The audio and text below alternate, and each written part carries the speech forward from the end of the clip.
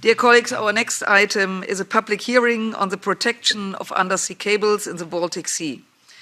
Subsea infrastructure, such as cables and pipelines, are increasingly the target of hybrid activities by malign actors, notably Russia and its allies, which threaten the security and supply of communication and energy to the EU. In order to brief us on the latest developments and to discuss possible responses, I have the pleasure to welcome here today Christian Büger, Professor at University of Copenhagen and Research Fellow at the United Nations Institute for Disarmed Research. Wonderful that you're here. And connected online, we have Sophia Besch. Yeah, she's there. Okay, she's there, okay. Senior Fellow European Programme Canopy Endowment for the International Peace, and Alexander Lott, researcher at the Norwegian Centre for the Law of the Sea at the University of Tromsø, the Arctic University of Norway. I will immediately give them the floor, starting with Professor Büger. Could you give us an overview of the latest incidents and provide suggestions to mitigate the threat posed? You have the floor about 10 minutes. Thank you very much. Thank you so much for the kind invitation to speak here today. And I would like to give a broad overview where we are with critical maritime infrastructure protection in the European Union, or perhaps better, in European waters. And to just give you a very brief background, in 2022, actually ahead of the Nord Stream attack, we published this report, Security Threats to Undersea Communications Cables and Infrastructure Consequences for the European Union. And I really would like to invite you to read it. I'm not going to repeat what is written in there, but it lays basically out 25 recommendations, and out of these 25, 3 actually have led to actions. I think it's time also for the others to be paid attention to. I also would like to alert you to our most recent report for the United Nations Institute for Disarmament Research, which provides a comprehensive assessment of global maritime security, and critical maritime infrastructure protection is a very, very important component to that. Without giving a lengthy overview on what is currently happening or what has been happening in the Baltic Sea, I hope you are all aware of that by following the news. Let me firstly talk a little bit about the context. Why are we talking about this today? First of all, we need to be aware that there has been a massive expansion of critical infrastructures in European seas, and much of that has been actually linked to the green transition and our need to produce green offshore energy. And here I'm talking about wind farms and the electricity cables that come along with that. This increasing industrialization of European seas creates new vulnerabilities. And the expansion of cable systems is an essential part of it. Now, if we are looking at the series of cable cuts that occurred in the Baltic Sea, which includes electricity cables and pipelines, I think it is essential that we do not only treat this as a regional seas problem, as a Baltic Sea problem, but it is a wider European problem, and similar situations could occur in other European seas, whether that's the North Sea, the Mediterranean, or elsewhere. What we're looking at the moment in terms of context is also a tit for tat and signaling game. And I really would like to invite you to see the cable cuts that happen in the Baltic Sea as part of the larger problem of how we handle maritime security. And that is, in essence, the question of how we respond to the Russian shadow fleet. And here we can clearly see that some of these cable cuts have been directly responses in us going after the shadow fleet.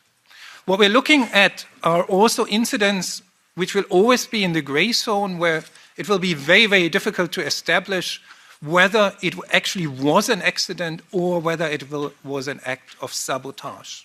That will be very, very hard to resolve, and that is part of the feature of these kind of incidents. Now, if we're coming to the current solutions, since 2022, the Nord Stream attacks, a lot has happened, in particular in the Baltic Sea, but also in the North Sea. For now, the response is clearly dominated by NATO, which raises the question of what is the EU's role in critical maritime infrastructure protection. A lot has happened on information sharing and improving surveillance, including through 2 dedicated centers by NATO. So that has been rapidly improving, and in many ways I was impressed by how well information sharing and the identification of suspected vessels now works. From the Waipeng 3 incident in autumn last year, we could see that the communication with the industry is still too slow. It took almost half a day for the cable company actually to alert NATO, too slow. Operational coordination, you've seen this over Christmas, in the meantime works relatively well. The problem here is that we do not have the right legal provisions actually to detain and arrest vessels, so that needs urgent attention. In the Baltic Sea, the cables were repaired relatively quickly, but if we are looking at European seas much more broadly, we can clearly see that there's insufficient repair capacities. The repair fleet of the cable industry is aging, and this really requires regulatory solutions. Within the European Union, we have a new expert committee. It met in May, but we have not seen any outcome in terms of guidelines for subsea data cable protection yet. So here we can clearly say this process is going way too slow. Now let me come to a couple of more concrete solutions and perhaps also low-hanging fruits in terms of how we in Europe could do better. And most of these are directly derived actually from the 2022 report. First of all, on the level of information sharing, we need to make sure that the common information sharing environment led by EMSA, which has made a lot of progress over the last years, actually features in critical maritime infrastructures. The same goes for the European Defence Agency's MARSUR network, the military component of it, which is also so far not closely surveilling maritime infrastructures. Secondly, I would like to flag the commitments that European Union member states have actually made in the European Maritime Security Strategy, which is to conduct a European Union-wide maritime exercise. This has not happened so far, but I think it's an essential component to actually improve operational coordination among European navies. It should happen in 2025. A key problem in the responses to the incidents in the Baltic has been the lack of clear interpretations of the law of the sea, in particular if it comes to what can actually be done in the exclusive economic zone. And there's a clear absence of a common understanding within European Union member states of how the law of the sea, in particular the UN Convention on the Law of the Sea, should be interpreted. That in many ways calls for a European Union-wide expert body solving and addressing the question of how European Union member state laws can actually better harmonized. There's also a need that we can see established in the Baltic Sea for creating clear handover procedures between European Union maritime security agencies, whether that's navies, coast guards, or maritime police. It radically differs across member states, but we need to have procedures for how to hand over suspects and evidence from one jurisdiction to the other. I think there's also a strong case for Europeanizing some of the investigations that are needed in cases of infrastructure accidents/sabotage.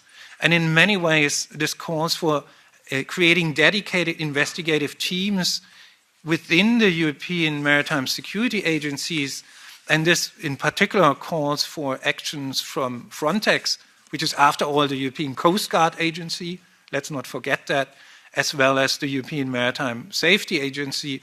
The capacities, the seagoing capacities are there.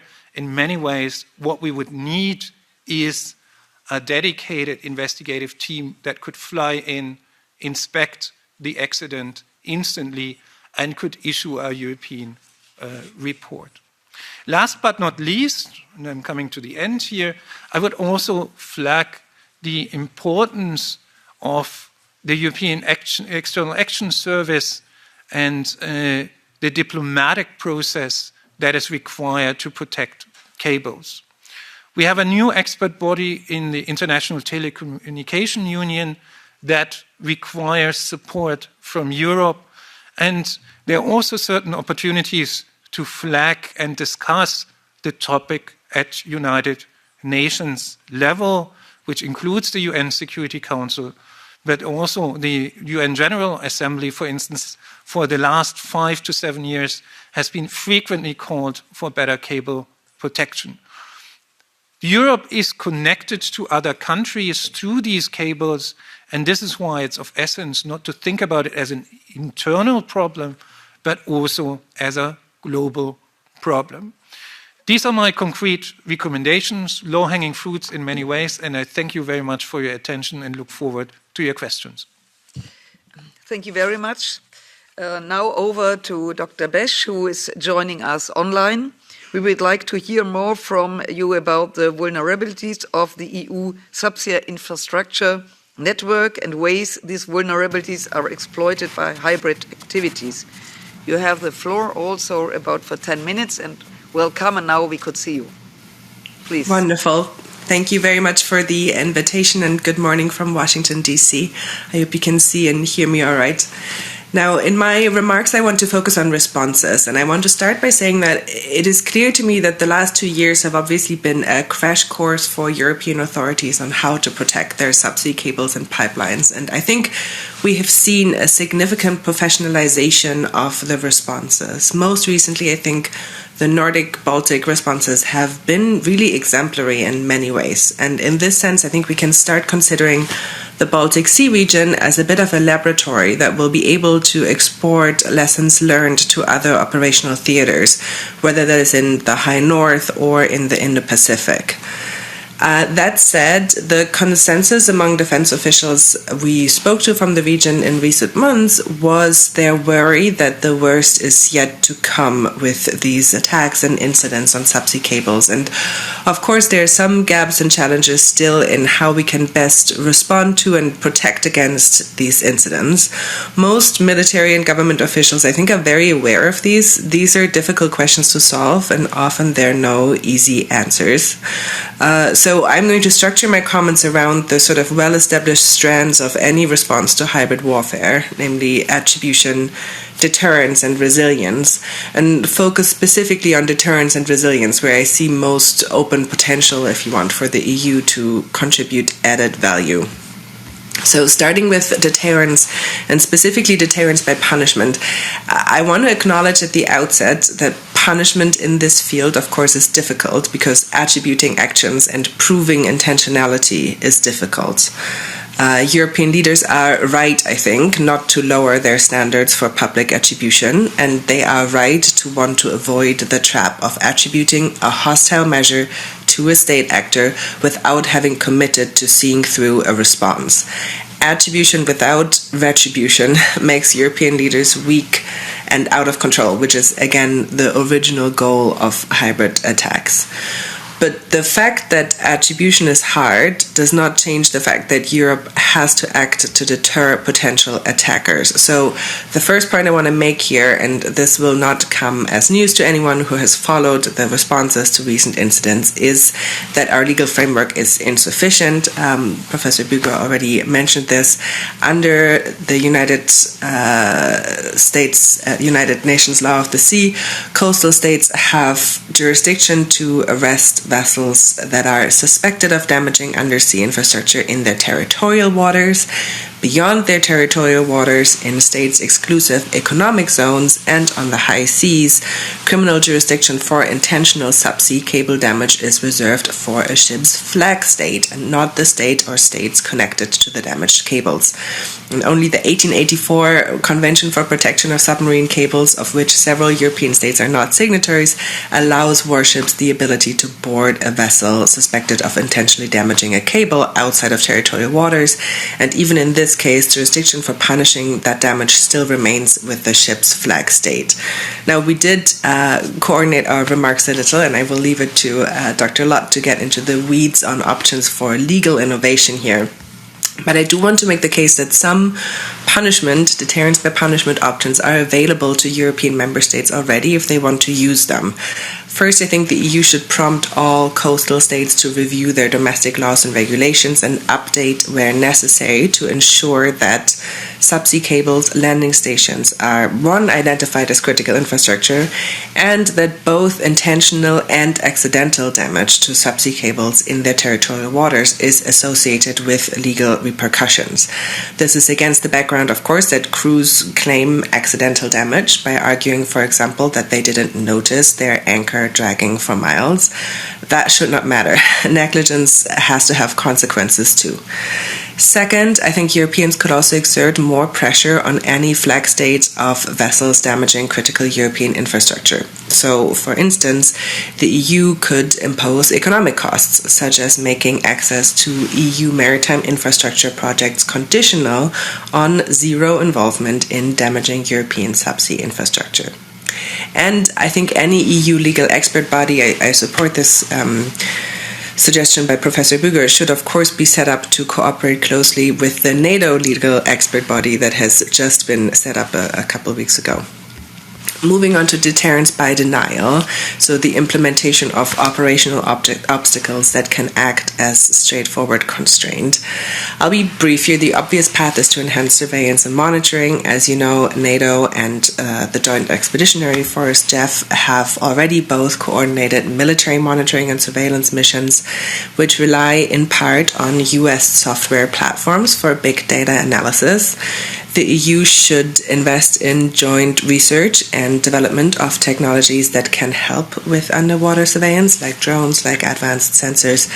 This is in part already happening through PESCO, but I would recommend that funding for these technologies also becomes a part of future work programs for the EDF.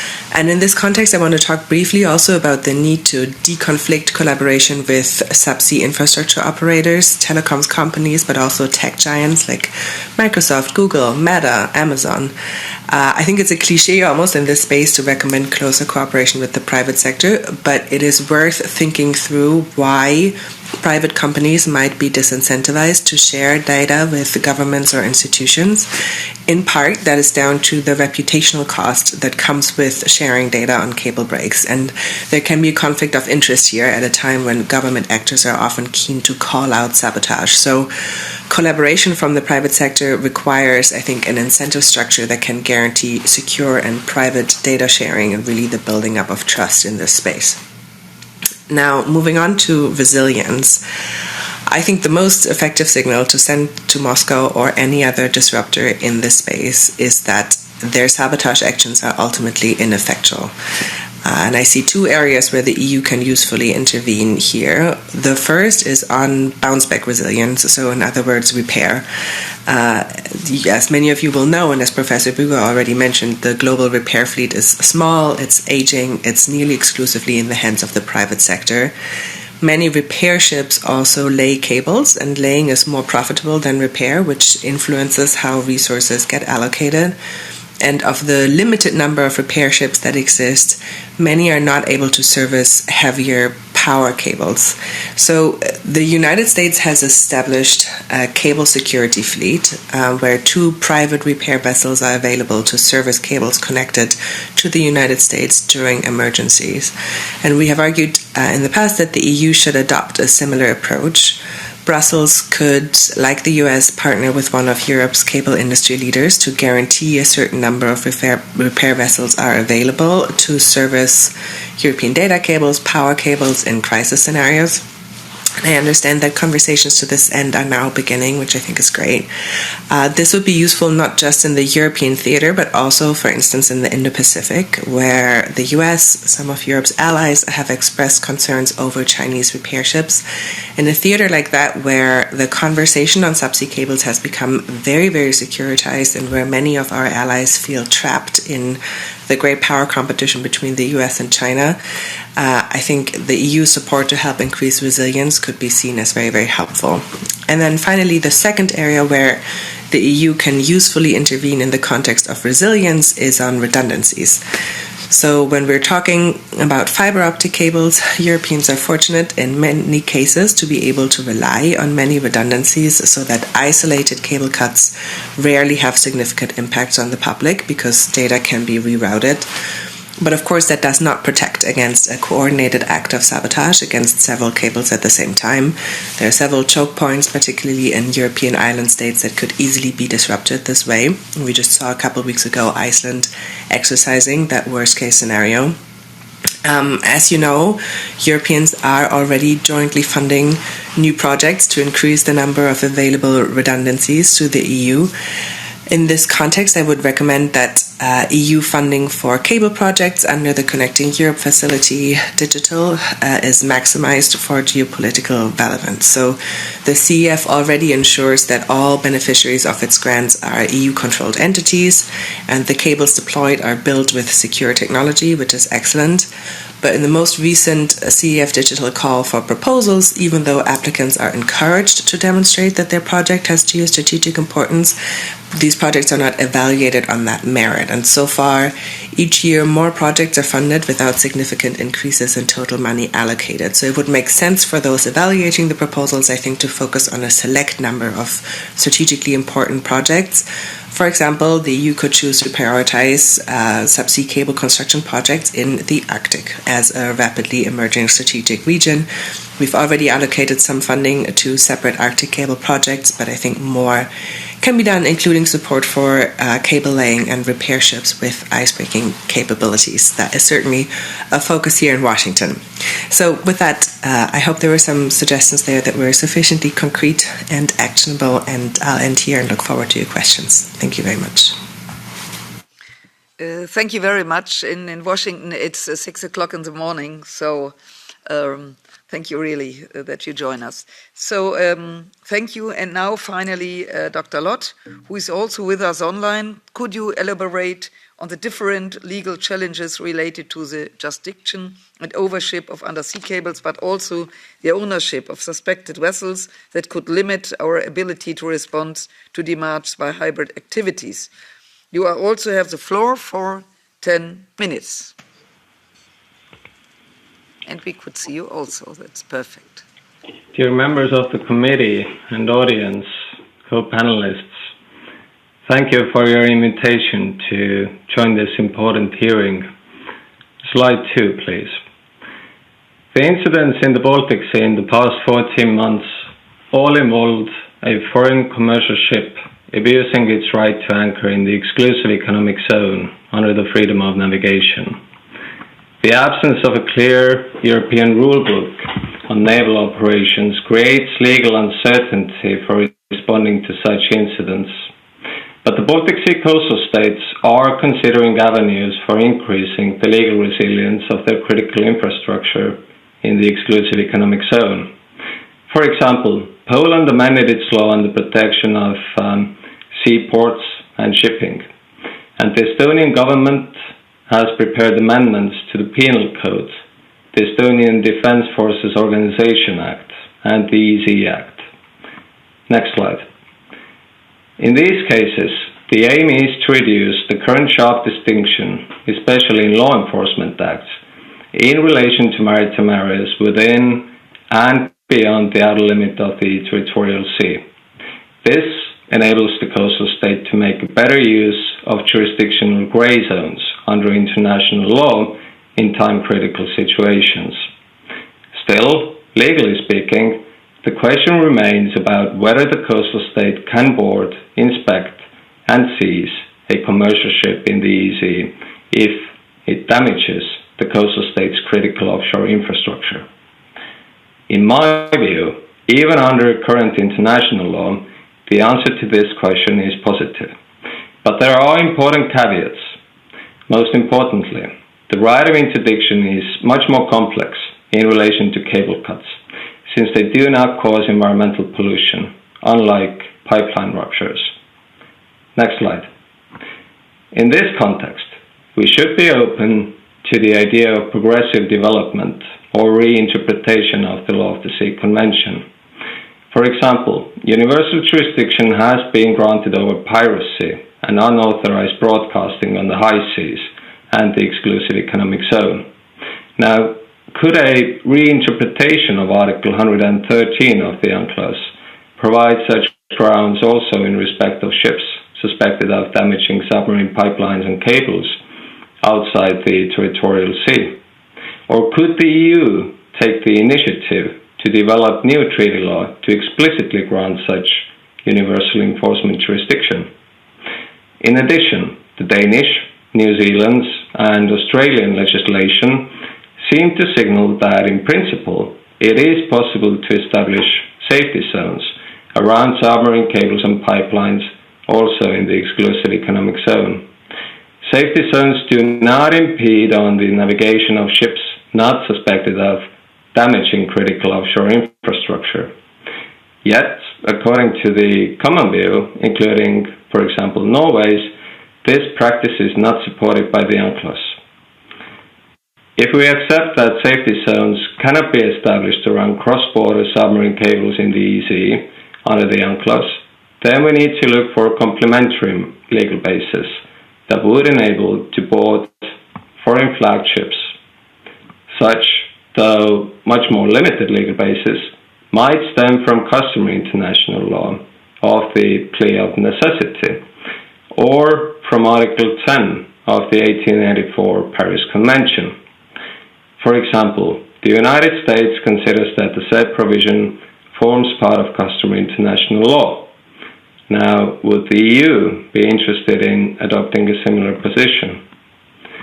These possible reinterpretations of the UNCLOS might be considered as a sort of creeping jurisdiction by some, yet they could provide, in combination with other legal concepts, including the right of hot pursuit, an effective measure for closing the security gap currently embedded in the UNCLOS. Next slide. The Baltic Sea and the North Sea include several international straits that are subject to different legal regimes. I have identified most of them on this map. Because of their geographical characteristics, straits contain a high concentration of critical offshore infrastructure, not only submarine data and electricity cables, but also pipelines, road and rail tunnels. Next slide. To what extent can we close these gates of the Baltic Sea and the North Sea to tankers belonging to the so-called Russian shadow fleet? Here, we are mostly concerned with the following passage regimes. First, the right of transit passage, which currently applies in the Strait of Dover. Second, freedom of navigation and overflight, which applies in the easy corridors of the Fehmarn, Kattegat and Bornholmsgat Straits, as well as in the Gulf of Finland. And thirdly, a specific passage regime subject to a historic treaty, which is the case of the Danish Straits.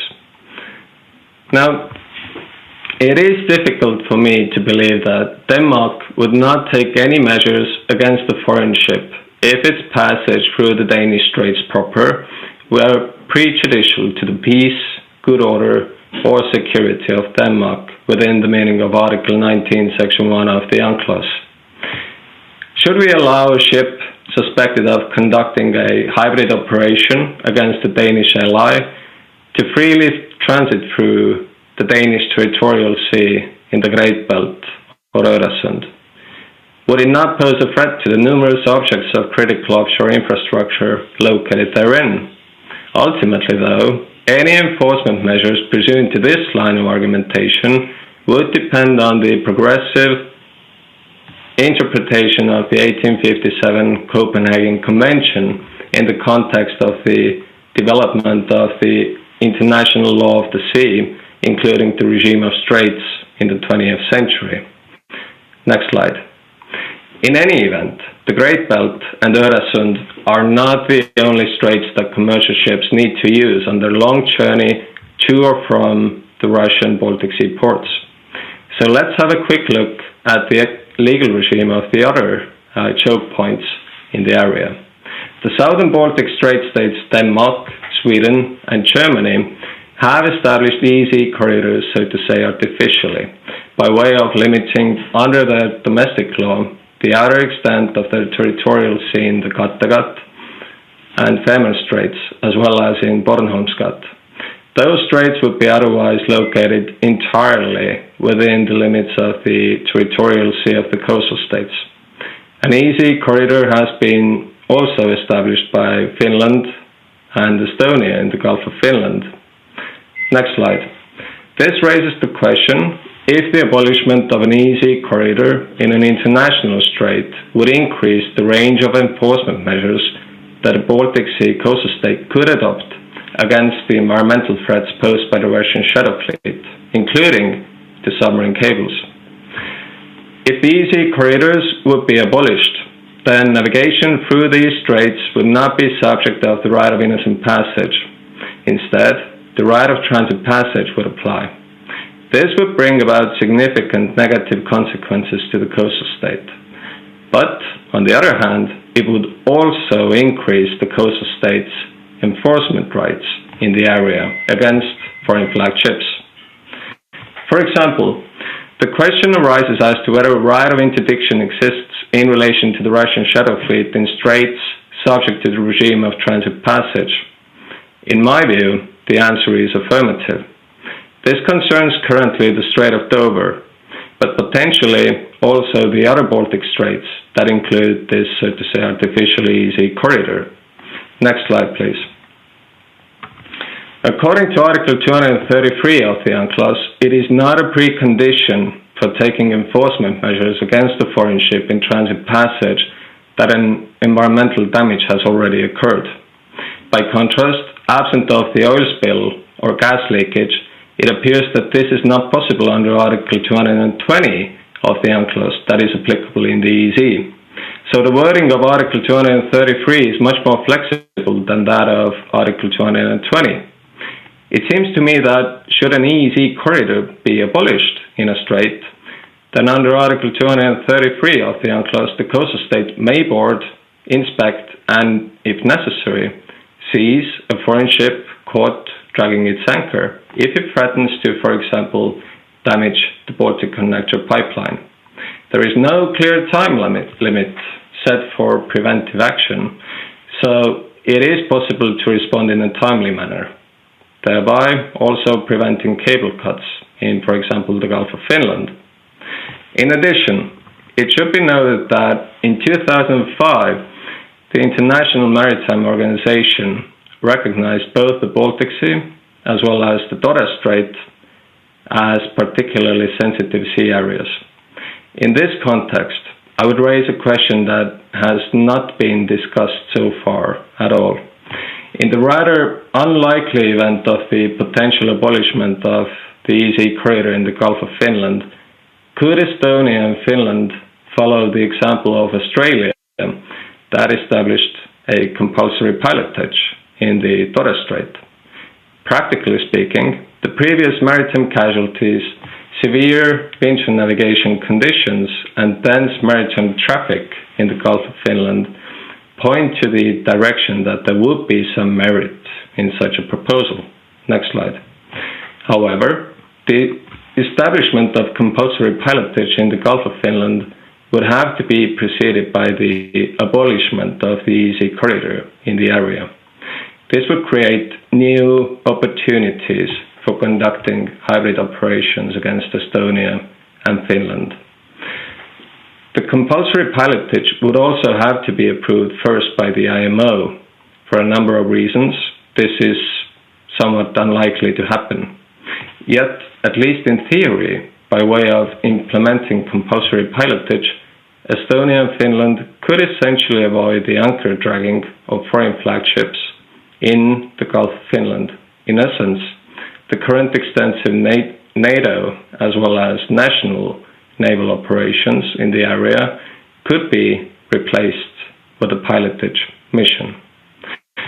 So, from a legal perspective, any effective measures for closing the current security gap in relation to the protection of critical underwater infrastructure would likely negatively impact on the freedom of navigation.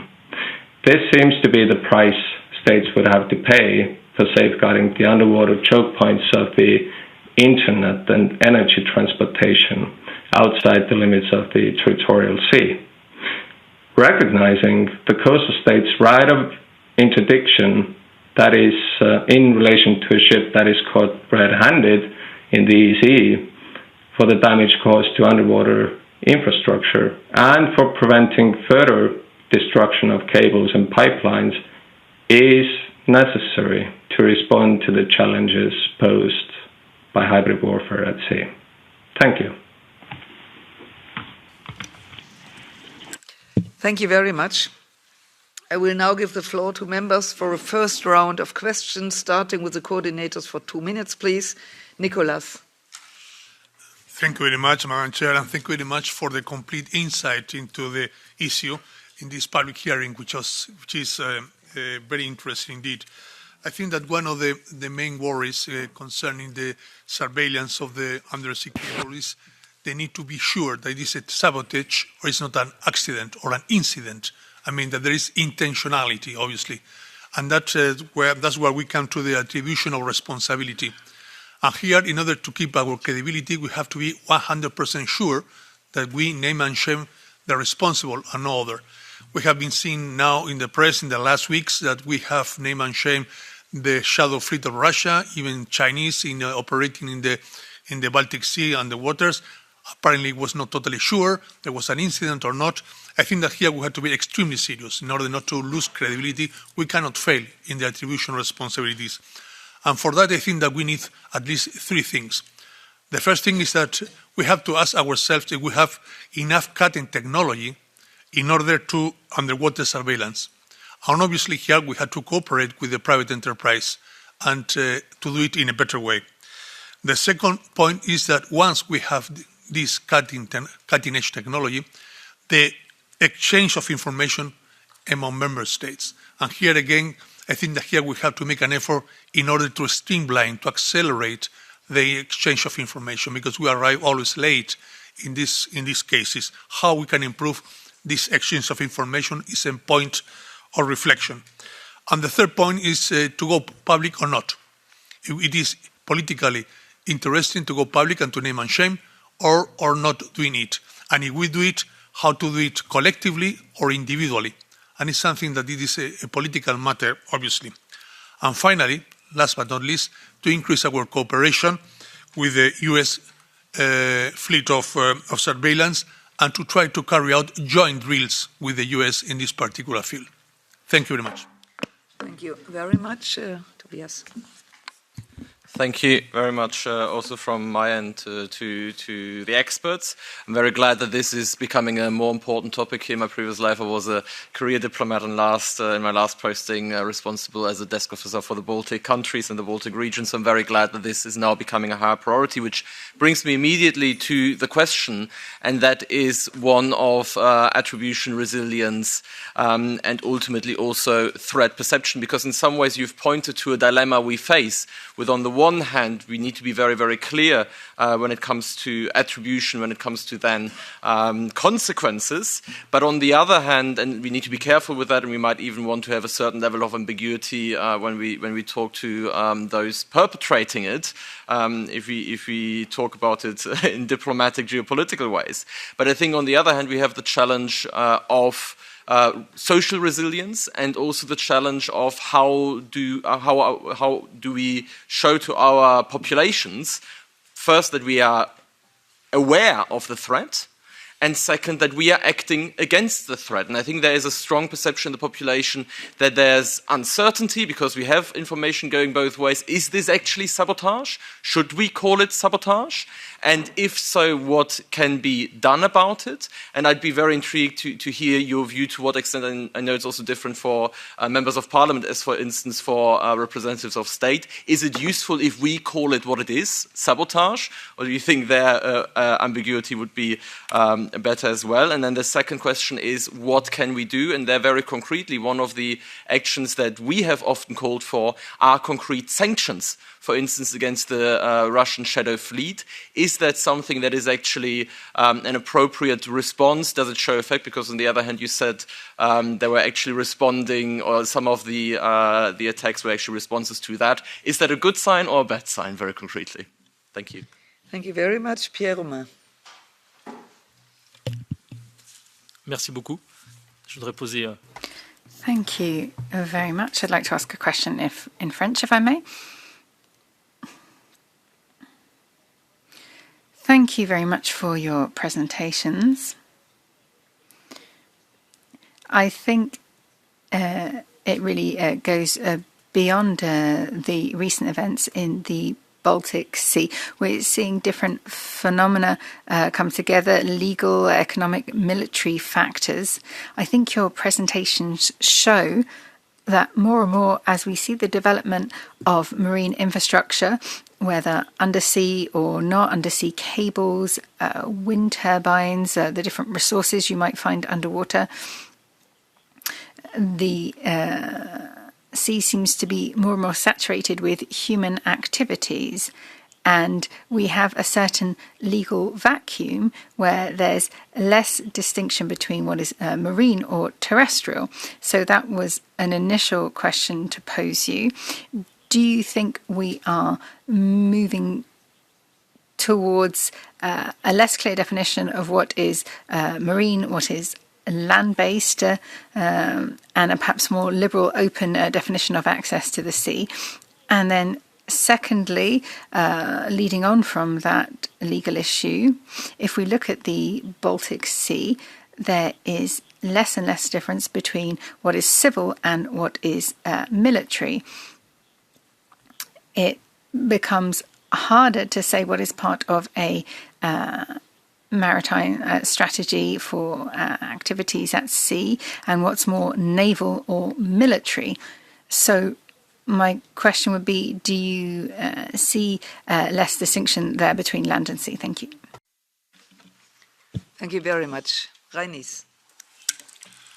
Labdien, latviski runāšu. I will speak in Latvian. Good afternoon. Since I come from Latvia, the events in the Baltic Sea are very important to me, obviously. Thank you very much for all the presentations that we have heard today. We heard a lot of comprehensive information, including also legal explanations. It is true, it is not that important whether we're talking about sabotage or captains that do not know what they're doing and cannot take care of their anchors.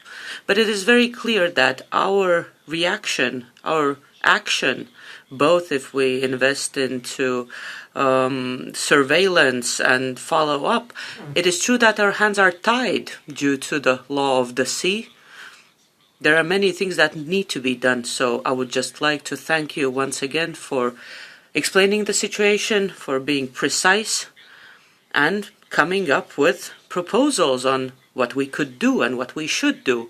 It is clear that the Baltic Sea is not the only one that has cables under the water, and these situations might repeat and repeat more often in the future.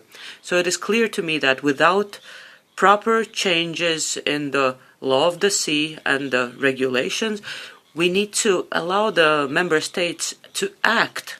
Without this, we will not be moving anywhere in protecting our cables. Well, at the same time, yes, indeed, it does seem it will be a long process. There are many tricky things to do, but we need to take care of the legal basis so we can act if the need arises. This is not a question, actually, it was just a comment, and I wanted to thank you very much once again for your presentation. Let us really look at the future and move rapidly. Thank you. Thank you very much, Petras. And everybody, we have now enough seats. If you want to sit down, please take a seat. It's much more comfortable. So, Petras. Thank you, Chair, and I do thank you, all the speakers, for excellent presentations and indeed very insightful remarks and some suggestions for policymakers. Firstly, to Professor Berger.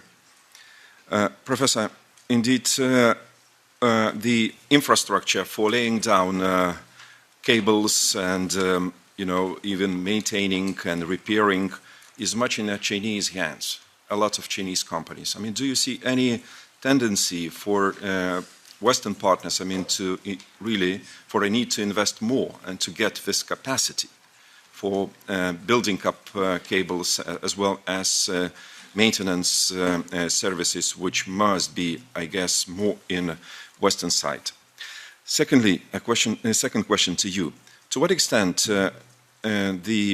this underwater infrastructure must be attached to the concept of military mobility of the European Union? Because we are moving data, and data is a strategic part of our defense capacity. Are there any thoughts on this? Then to Sophia Besch. Well, a cable connecting Lithuania and Sweden was damaged by the Chinese vessel, which was detained later. To what extent Chinese policies, I'm speaking about, for example, situation in Taiwan waters, we know that some cables were damaged, can be an example for considering not just Russian shadow fleet. It's not just Russian shadow fleet, Chinese as well. So that's why, can you comment on this? And thirdly, to Dr. Lott. To what extent we can apply terrorism law against all those crimes? I call it crimes. They are not accidents. Let's stop being naive in this regard. Everything is organized. Nothing happens in itself.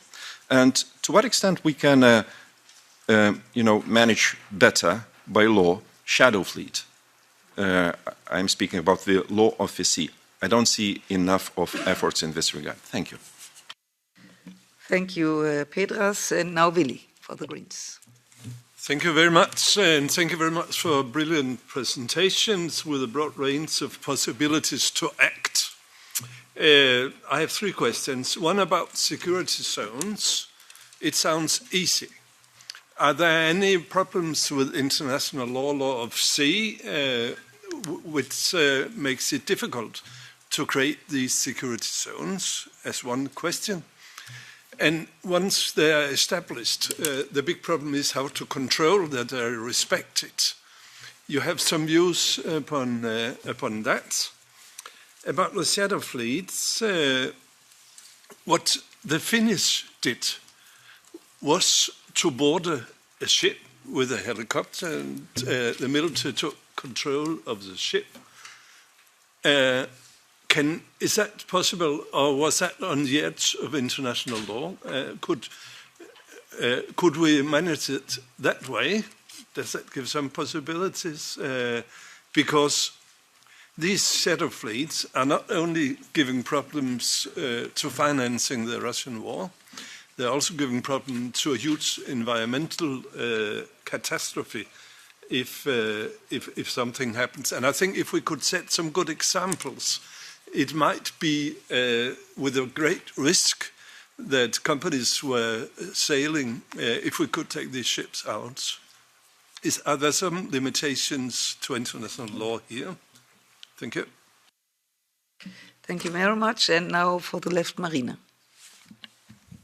Merci, Madame la Présidente. Merci à tous. Thank you very much indeed, Madam Chair, and thank you for all those presentations concerning a real challenge for our economies and the way in which we both install and protect our subsea cables. So 95% of global internet traffic transits these cables, and you've got $10,000 billion in financial transactions on a daily basis, which just goes to show the strategic interest in protecting and controlling those cables. And as many of the speakers have said, we are sorely lacking resources when it comes to safeguarding the cables. There are only about 40 or so cable companies, and we have just 9 in Europe and just 1 for maintaining all of the Atlantic and Baltic subsea cables. Now, we have looked more specifically at the Baltic Sea this morning. I'm from Marseille myself, and I'm very alive to the plight of the Mediterranean Sea, and we have the cables which link 57 countries with 5 billion users, and I want to know what your view of the risk to Mediterranean subsea cables is, because as a European Union and also countries on the southern shores of the Mediterranean, we need to be looking at taking certain measures. Then there's, of course, the deterioration of the cables as a result of climate change. The Mediterranean Sea, as you will be aware, is heating up more quickly than the global average. So my question is as to the kind of strategy we should be adopting to this critical infrastructure in the Mediterranean Sea so as to adapt to climate change. Thank you. So for the sovereigns, nobody's here. Okay, then we could start with the answers. Many questions. So we start with Dr. Lott, then Dr. Besch, and then Professor Bürger. Please, Dr. Lott.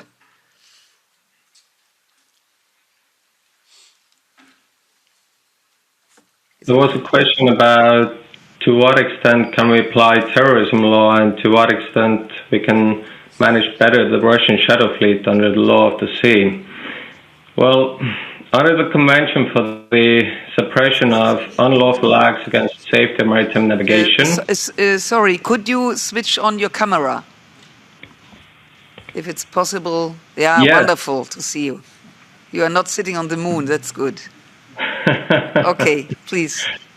So indeed, under the SUA Convention, an offence includes the discharge of explosives from a ship or the use of a ship in a manner that causes death or serious injury or damage. However, the coastal state cannot board the suspected ship without the express authorization of the flag state still. Similar limitations apply under the Convention for the Suppression of Terrorist Bombings. However, in the Arctic Sunrise case, the Law of the Sea Convention's Annex 7 Arbitral Tribunal indicated that it might be lawful for the coastal state to take additional preventive enforcement measures in the EEZ against a suspected terrorist attack. So there might be some room of maneuver at play.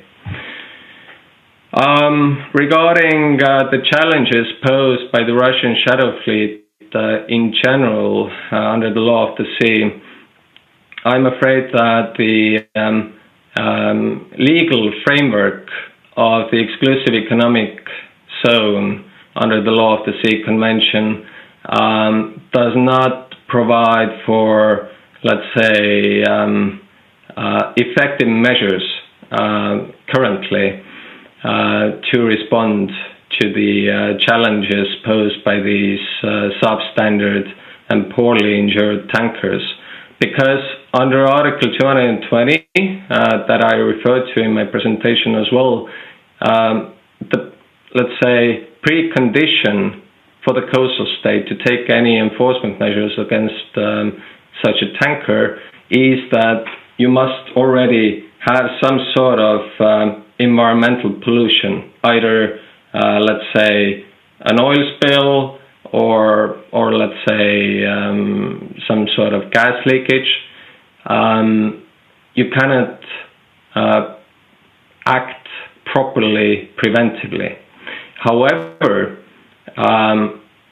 in the gates of the North Sea and the Baltic Sea, here we are talking about the straits such as the Strait of Dover, where you have the right of transit passage at play.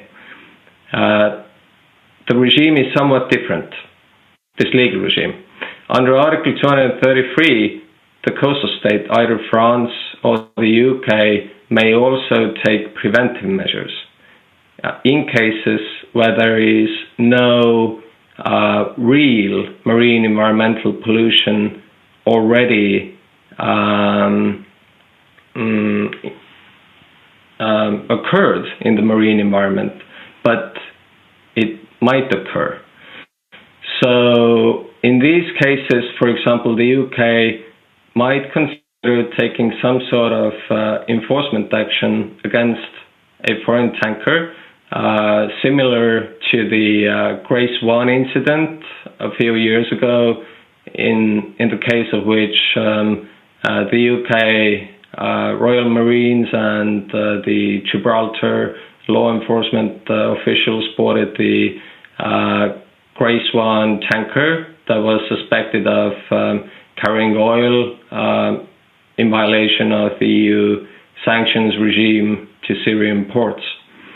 But still, in these cases, in this hypothetical scenario in which the UK would take such rapid enforcement measures, the tankers could still use the roundabout route and instead heading to the Strait of Dover, take the route around the UK and Ireland, which is barely 800 kilometers longer than the shortcut through the Strait of Dover. So essentially, still under the current Law of the Sea Convention regime, I would say that the key to taking more rapid enforcement measures against the Russian shadow fleet lies in the regime of straits, Part 3 of the Law of the Sea Convention, in respect to the Danish Straits and, let's say, the Gulf of Finland in particular. This partly perhaps also answers the question related to whether our hands are tied in relation to taking enforcement action against ships suspected of damaging critical underwater infrastructure under the Law of the Sea Convention. In my presentation, I tried to demonstrate that our hands are not really tied. It is rather a matter of how we interpret the Law of the Sea Convention and how we strike the balance between the freedom of navigation on the one hand with, on the other hand, the protection of these really important objects of underwater infrastructure. So it is partly a political decision that needs to be taken. But clearly, when the Law of the Sea Convention was adopted in 1982, it was not foreseen that, let's say, submarine cables and pipelines play such a crucial role in our contemporary society that is not only, let's say, oil-based and freedom of navigation-based, but also very much reliant on the free flow of the internet and electricity transportation. So, indeed, partly it is a matter of reinterpretation of the Law of the Sea Convention as well. Dr. Lott, sorry about it. Now I have to stop you. Sorry, because we have two other guests. But sorry, I realize that there is no possibility for you for translation. We have a technical problem. Or it's now okay. Did you hear? Maybe you could hear Romania. No, it's okay now. It's okay now? Oh, okay. So then we continue with Dr. Besch. No, it's okay? No, they switched over. Okay, whatever. It's a miracle. The European Parliament, it's a miracle. So, and yeah. Okay, Dr. Besch. The floor is yours. Wonderful. Thank you. And thank you so much for really, really excellent comments and questions. I'm going to come back to 3 points, maybe 3.5. The first one is on strategic communication and resilience. I was glad to the speaker who brought this up. I think maintaining societal cohesion in this context is really another element of resilience against disruptions to critical infrastructure. And achieving that cohesion requires strategic communication from leaders. And that includes clear messaging that any damage done did not achieve its intended effect, and that any identified culprits are going to be held responsible. And I think intra-European coordination is crucial in this context to avoid contradictory or unclear messaging to the public, especially, yes, in the context of attribution. And I spoke about this in my initial remarks, so I'm not going to get into it again in too much depth, but I agree with the speakers who underlined the challenges related to attribution. I don't think those challenges should paralyze us. There are a lot of other actions we can take below the level of public attribution in terms of resilience and deterrence. And I think we saw some really great examples of Nordic-Baltic coordination on that point recently.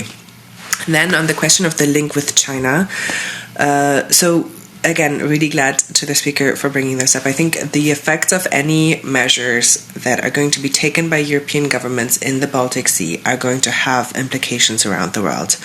And so Europe has an opportunity here to lead a global push with partners to better protect subsea data energy cables through improved legal standards and expanded trusted networks too. So, any new legal interpretations that we devise for the Baltic Sea have to be applicable to other operational theaters too. And so those exchanges, I think, make sense from the outset. We should proactively coordinate with global partners like Australia, like Japan, like Taiwan. I think Europe could, for instance, host a follow-up convening for signatories of the New York Joint Statement. I think we should probably, and that is already happening, but much more EU-NATO coordination when it comes to reaching out to global partners in the Indo-Pacific. I mentioned at the outset this idea of the Baltic Sea being a bit of a laboratory for this issue, able to possibly export lessons learned. The South China Sea obviously is another laboratory, and they have been dealing with this issue for a long time, and in many cases there are fewer redundancies for the island states there. And as I mentioned in my initial remarks, the great power competition between the US and China is really felt by the stakeholders, smaller countries in that region, many of them European partners, where resilience is really of prime importance for them to protect the economic significance of particularly data cables for that region. And so I think there's great opportunity there for European outreach and collaboration. And then final point on the civil-military coordination challenge. So one issue we heard highlighted in our conversations again and again is the issue of international interagency coordination. As you know, subsea cables, pipelines are largely owned by civilian companies, and so responses have to be coordinated with civilian and military actors. Depending on the circumstance, any response could involve the police, Coast Guard, military forces. And so that means that countries with subsea cables connecting to their shores have to sort out the interagency processes between the various domestic actors involved in a response to ensure that they're able to react swiftly. And I want to stress on that point because while it is so important that the EU takes a greater role here, I think it cannot lead to countries kicking the can up the road, if you will, and abandoning, their domestic, national, regional, local responsibilities to sort out these processes. But then next, and that is crucially important, especially in areas like the Baltic Sea with congested territorial waters where incidents nearly always affect multiple countries, of course, interstate coordination is a must. But often, countries do not follow uniform interagency processes for reacting to subsea infrastructure damage, or their agencies are just not used to talking to each other. And that means that deepened regional cooperation between, for instance, the Baltic and the Nordic states is going to be necessary not just at the military level through NATO or the JEF, but also at the level of coast guards, police, private operators, and that is really something that we should encourage. I'm going to end here just to say that I'm really glad that in particular the repair fleet suggestion is so well perceived, and I look forward to seeing action on that front. Thank you. Thank you very much, Dr. Besch, and now Professor Christian Berger. The floor is yours. Thank you so much for the comments and questions. A lot to chew on, quite obviously. Firstly, we are indeed looking at a major transformation in terms of our relationship to the sea. If you look into all statistics in terms of human activities at sea, it is going up, up, up, up, up. Our dependency on the sea is massively increasing, and that will continue in particular in the light of the green transition. That basically means maritime security is no longer a niche topic. If you have thought about this is something that can be done with in a separate side strategy, the maritime security strategy, and it's not really important, this is no longer the case. Maritime security always has been a civilian as well as a military domain, and interagency coordination indeed is crucial. The European solution has always been to talk about Coast Guard functions to overcome this distinction that member states have radically different ways of organizing maritime security. Let me also reiterate the point how important it is actually how we interpret the law of the sea. I think we have many more options in terms of what we can do, in particular if it comes to coastal state provisions, both in terms of the shadow fleet, in terms of the protection of subsea data cables, but we should also think beyond that. Think, for instance, about the question, should we allow the Russian Navy to conduct naval exercises in European exclusive economic zones? I don't think we should. And this is basically down to how we interpret the exclusive economic zone provisions in the UN Convention on the Law of the Sea. There are several countries which deny that possibility to foreign states. Do we also want to take that position? Where are we going to decide that? Hence the call for a body of experts that actually choose through these options and works towards a genuine European understanding of the law of the sea. Russian spy vessels. We think they're conducting research and should be covered under the freedom of scientific research. Probably not.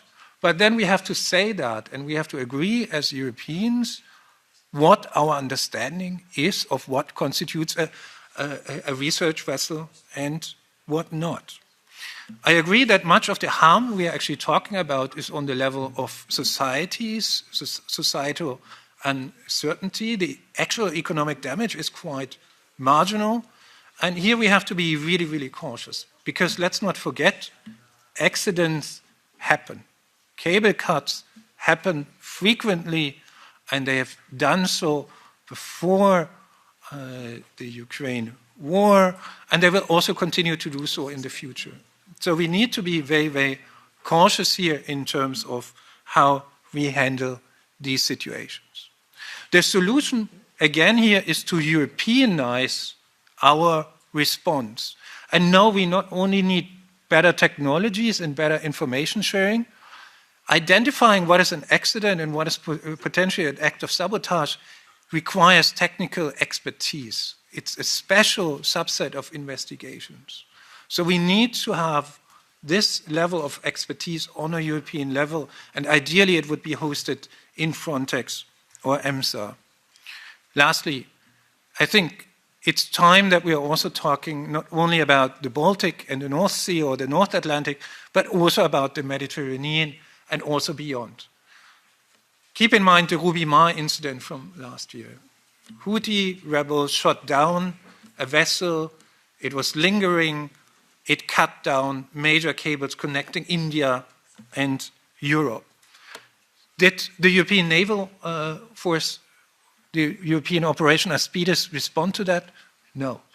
It's clearly not seen to be in their mandate. I think EU naval operations in more general terms should start incorporating and paying attention to critical maritime infrastructure protection in the Mediterranean. That includes IRINI. And quite obviously, I think There's a lot of potential to also use the problem of critical maritime infrastructure protection in our diplomatic conversation with the North African countries, use vehicles such as the Mediterranean Coast Guard Function Forum, for instance, to do that. Maritime security is also always an opportunity to engage and talk about security differently, so let's not forget that crucial dimension to the entire topic here. Thank you. Thank you very much. So we have two more who are want to ask something. It's Pekka and Helda. So please. Thank you, Chair, and thank you very good for presentations and good opinions. And I think we have learned a lot of different solutions to these problems. And what is, of course, clear that there's not one silver bullet. We need a wide range of activities, whether it's changing the laws all the way to have a better technology to support us. My personal thing is that we need two things. First, we need to be proactive. We heard a lot of a discussion about how to react when the cable is cut. And then we lost already a lot. We should be more proactive so that we can intervene before the cable is cut, which of course requires a lot of technology and a lot of cooperation, but it is possible. I think so. Another thing is that then we have to put a proper price tag. We never will be able to put Russia to pay for it because we can prove that they are behind it, but we can make everybody else to pay. Eagle S, which is in Finnish custody, is a good example. The damage it caused is over 30 million euros. We can't touch the cargo because it's owned by somebody else. The ship is worth nothing. It's a worthless chunk. We have to go after the owners. We have to go after the captain himself, so that we make them responsible and get the money back, so to say. If its price is too high, people don't allow themselves to be proxies for Russian activities. And it would be nice to hear Commission's views, because we've heard, again, dozen different methods we could do. What is the Commission's work plan? What are we going to do, and in what order to start taking care of these actions? Again, and I prefer to be proactive rather than reactive in these cases. Thank you. Thank you very much. Helda? Thank you, Chair, and thank you all for your presentations and for your presence today here in the committee meeting. In my opinion, we have three different aspects, and we share with us these three ones. The first one, the legal aspects. But in the international scenario, in my opinion, also takes time to fix and to change the international law, because we know what's happened in the EU and also in the UN, in the UN situation, in the UN Council, and it's so difficult to have the full agreement to change the international law. And I fully agree with my colleague Pekka, because we need to act today and not tomorrow, and I cannot guess how long it takes to change the law. And the time is money, and the time is sovereignty also, and we are losing the sovereignty. The second issue, and I was, when I was young, I was an IT and comms engineer, the technical aspects, and for me it's the easiest issue, because with the intelligent cables and with the redundancy, we reduce the risk. Okay, we have ways to reduce the risk, and it is a technical aspect. The third one, it's the political aspect, and we are politicians acting as politicians.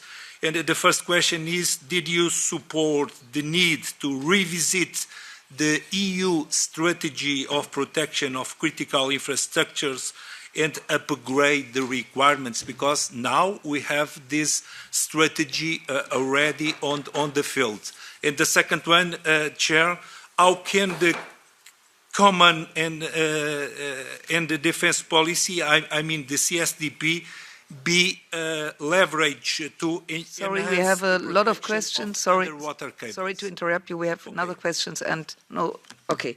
So Sebastian. Thank you, Chair. We're now fighting symptoms of a disease for which we make ourselves more and more vulnerable. We use the sea more and more, for example, so the undersea safety, maritime safety is becoming more and more of an issue. So we're now focusing on the Baltic Sea, and I'm happy with the final remarks of Mr. Burger, where he said, well, we need to expand our focus because Mediterranean, we know our enemy now, but we don't know our next enemy, we don't know the next threat. So one of my questions was going to be, where's the next threat going to pop up?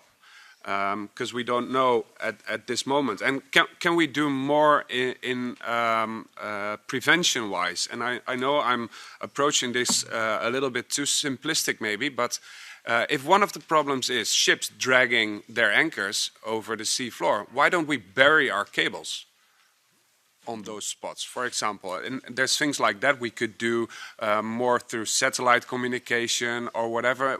What are our options if we want to prevent this from ever happening? Thank you. Thank you very much. Last but not least, Hannah, and then we will have the possibility for each of our guests 5 minutes. Please, Hannah. Thank you. You said that most of the security infrastructure at the moment is carried by NATO, and indeed we have the NATO Task Force Baltic in Rostock, and we have Baltic Sentry. However, I mean, all of the capabilities of both of these missions are coming from EU countries alone. So I wouldn't say we heavily rely on NATO on this one. It's just the framework. My question is, given the capability step up that we have with the task force as well as Baltic Sentry, what is still lacking in terms of capabilities to really fully enforce this idea that such things never happen? And are these capabilities there in theory, or are we even lacking them if we sew together consistently member states' capabilities? Thank you very much. So we start 5 minutes, please. Thank you so much for these questions. They all point towards the same direction, because we should not forget that we are looking at industries, right? So the economic incentives in the background. So the reason why the cable industry is not digging deeper, so to say, is because it costs a lot of money, and that basically alters the business case for laying the cable in the first instance. The same goes with the question of, should we upgrade the requirements for critical maritime infrastructure protection? Yes, sounds like a fantastic idea, but it will cost the industry a lot of money. And let's not forget, if it comes to the green energy transition, we need more wind farms. So if it alters the economic calculation, then we might be in trouble. So hitting that balance right, not kind of like asking too much of the industry in terms of protection versus having the right minimum standards, that is the essence of the day.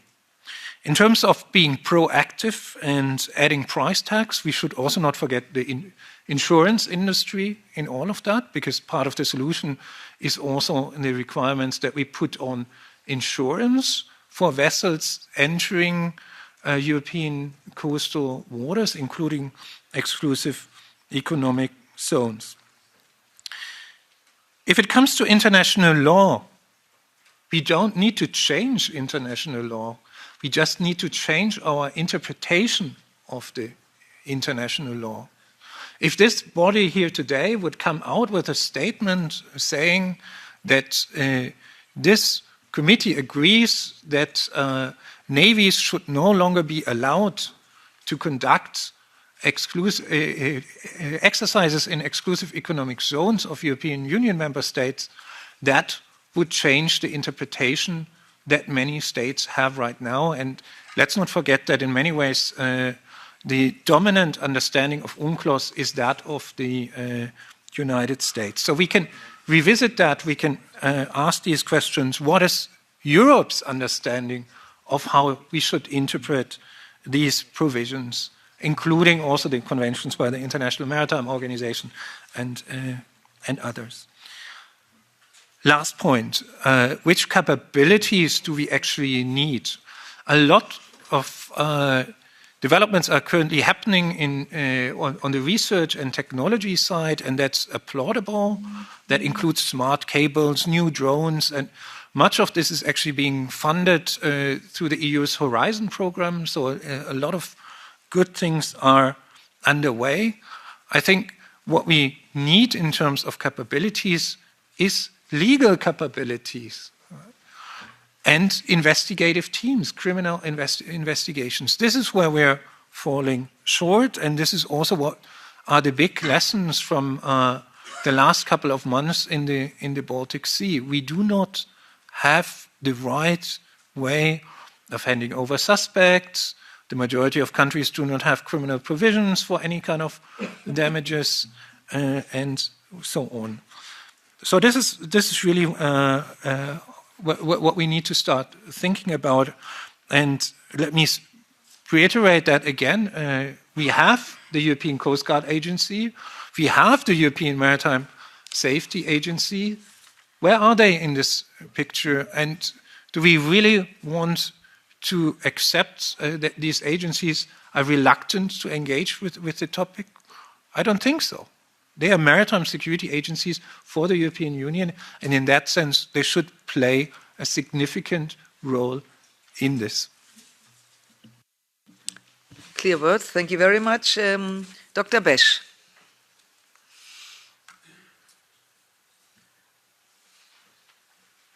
Is she still there?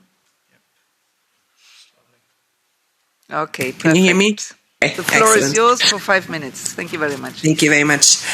Okay, a couple of quick points. One on industry cooperation. I think I just want to underline what Professor Büger has said. I think it's not just about incentivizing industry in this context. It's also about holding them to account. And what we might want to do is look to the United States here and see what we can learn from this example, where the government directly works with a cable operator to ensure that 2 private repair vessels are available at all times to service cables connected to the United States during emergencies. Now, that comes with a price tag, of course, but it also comes with a different understanding of how U.S. companies are also responsible to support U.S. national security interests and not just their own economic bottom lines. And so I think this is the kind of attitude that the EU might also want to bring into its interactions with industry in Europe. On technology and capabilities, yes, there are some efforts underway looking into employing advanced technologies to bolster both attribution efforts but also protection efforts for subsea cable threats. Sensor technologies for underwater surveillance, AI for pattern recognition and data traffic, integrating cybersecurity tools to track digital footprints associated with physical tampering. I think those are all promising. There are also fairly basic ideas, and I'm glad to the speaker who pointed this out, for increasing the physical protection of cables. And that's especially an option for new cables that are being laid. It's more difficult to do that retroactively for the cables that have already been laid. Collaborating on technology development, sharing best practices across EU and NATO, I think is essential to maintaining real-time monitoring, rapid response capabilities. I was glad to hear Hannah Neumann point out the European capabilities and capacities in this context. This is happening in our neighborhood, and I think we can confidently say that Europeans have taken the lead here. One point on that is that at times we do still heavily rely on US technology in this context, and also data processing companies in this context, like Palantir, for instance. And some projects, like the NATO fairly high-profile HEIST project, that is looking to reroute connectivity data to satellites, requires real-time data analysis. And the greatest difficulty here lies in accessing the data. And again, coming back to this point of private cable operators, including tech giants, Microsoft, Google, Meta, Amazon, which play an increasingly ever bigger role in this space, are not at all keen on the idea of handing over this data. And so, again, there's a point here about changing, I think, our attitude with how we work with industry in this space and how we hold them to account. Final point on this, I think there's real added value for the EU here when it comes to funding. I mentioned it at the outset through PESCO, through the EDF. It's sort of a classic case for joint funding because we have a collective action program in this space in that the coastal states are obviously directly affected and are taking action, but this is not just a coastal state issue. This affects everyone on the continent, all of our data cable security, all of our energy security, and I think this is why joint funding in this space is particularly relevant. Over. Thank you. Thank you very much. And Dr. Lotz.